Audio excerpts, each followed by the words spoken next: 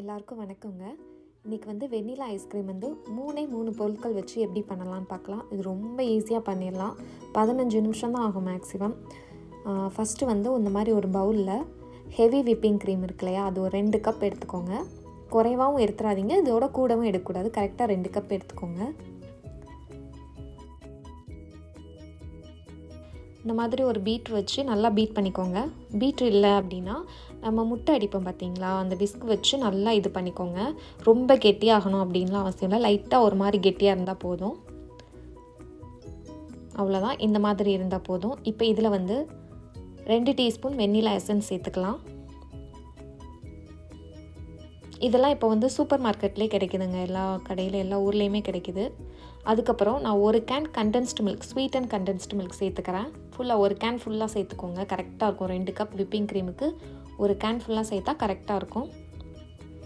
சேர்த்துட்டு இந்த மாதிரி ஒரு ஸ்பேச்சுலா அல்லது ஏதாவது ஒரு ஸ்பூன் வச்சு நல்லா மிக்ஸ் பண்ணி விட்டுக்கோங்க. ஏன்னா அந்த கண்டென்ஸ்டு மில்க் வந்து கட்டியாக இருக்கும் அடியில்.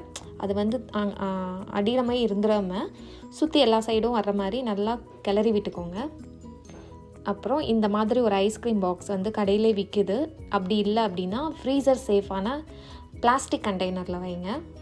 கிளாஸில் வைக்காதீங்க. கிளாஸில் வச்சு ஐஸ்கிரீம் வந்து ஒரு மாதிரி ஆயிரும். ஸோ பிளாஸ்டிக்கில் தான் வைக்கணும். ஃப்ரீஸ் பண்ணிடலாம். ஒரு மினிமம் 8 ஹவர்ஸ் இல்லைன்னா ஓவர் நைட்டு ஃப்ரீஸ் பண்ணி வச்சிடலாம். இப்போ காலையில் நான் ஓப்பன் பண்ணி பார்க்குறேன், எப்படி வந்திருக்குன்னு பார்க்கலாம். நல்லா ஃப்ரீஸ் ஆகிருக்குங்க, சூப்பராக வந்திருக்கு. இது ரொம்ப ரொம்ப டேஸ்ட்டாக இருக்கும். நம்ம கடையில் வாங்கி சாப்பிட்ற அதே டேஸ்ட் இருக்கும். ஸோ கண்டிப்பாக செஞ்சு பாருங்கள். இதுக்கு பாலெல்லாம் கொதிக்க வச்சு ரொம்ப நேரம் கொதிக்க கெட்டியாக அப்படிலாம் அவசியமே இல்லை. டக்குன்னு நினச்ச நேரத்தில் டக்குன்னு பண்ணி சாப்பிட்றலாம். ஸோ கண்டிப்பாக செஞ்சு பார்த்துட்டு எனக்கு எப்படி இருக்குன்னு சொல்லுங்கள். இந்த மாதிரி மேலே கொஞ்சம் சாக்லேட்டை, நம்ம வீட்டில் எந்த சாக்லேட் இருக்கோ அதை லைட்டாக மெல்ட் பண்ணி இந்த மாதிரி மேலே ஊற்றி சாப்பிட்டா இன்னும் டேஸ்ட்டாக இருக்கும்.